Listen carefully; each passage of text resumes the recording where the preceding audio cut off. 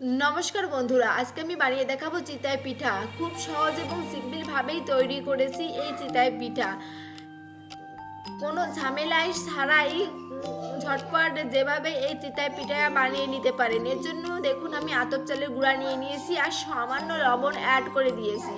সামান্য লবণ অ্যাড করে দিয়ে সব কিছু একটু ভালো করে মিশিয়ে নিয়ে আমি উষ্ণ গরম জল অ্যাড করছি। এইভাবে অল্প অল্প করে উষ্ণ গরম জল অ্যাড করে আমি একটি পেস্ট বানিয়ে নেব।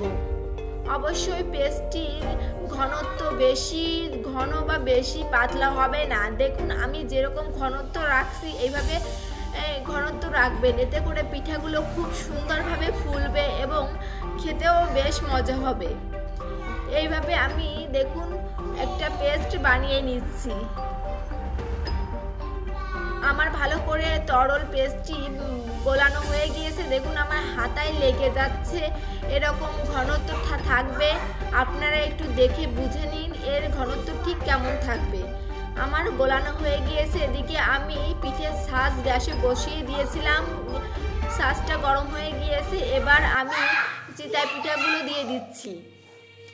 এইভাবে দিয়েছি। এখন ঢাকনা দিয়ে কিছুক্ষণ রান্না করব। এইভাবে কিছুক্ষণ অল্প আঁচে রান্না করে নিয়ে খুলে নিয়েছি। দেখুন পিঠাগুলো কত সুন্দর ফুলেছে। এখন পিঠাগুলো আমি উঠিয়ে নিচ্ছি। এইভাবে বাকি পিঠাগুলো আমি তৈরি করব।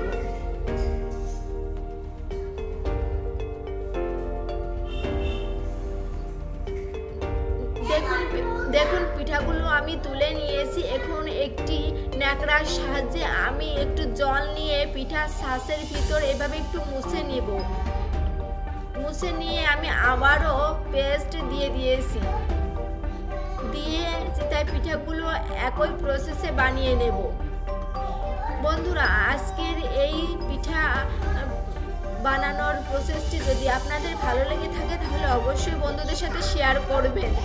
আর আপনি যদি আমার চ্যানেলে নতুন হয়ে থাকেন তাহলে চ্যানেলটিকে সাবস্ক্রাইব করে দেওয়ার অনুরোধ রইল। পাশে থাকা বেল আইকন অবশ্যই প্রেস করে দেবেন, এতে করে আমি যখনই কোনো নতুন ভিডিও দেব সবার আগে পৌঁছে যাবে আপনার কাছে। দেখুন এইভাবে করে আমি বাকি পিঠাগুলো বানিয়ে নিচ্ছি। আমার এই পিঠাগুলো হয়ে গিয়েছে। দেখুন কত সুন্দর ফুলেছে। আমি নামিয়ে নেব। দেখুন আমি একটি প্লেটে নামিয়ে নিয়েছি। দেখতে কত সুন্দর হয়েছে, ভীষণ সুন্দর হয়েছিল খেতে। বাড়িতে অবশ্যই একবার ট্রাই করে দেখবেন। যারা একদম নতুন পিঠে বানাতে পারেন না তারা এইভাবে একবার ট্রাই করে দেখতে পারেন। গ্যাসেতেই খুব সহজেই চিতাই পিঠা এইভাবে তৈরি করে নিতে পারেন পিঠের ছাঁচ দিয়ে। ধন্যবাদ সবাইকে। ভালো লাগলে অবশ্যই ভিডিওটা বেশি বেশি করে শেয়ার করে দেবেন।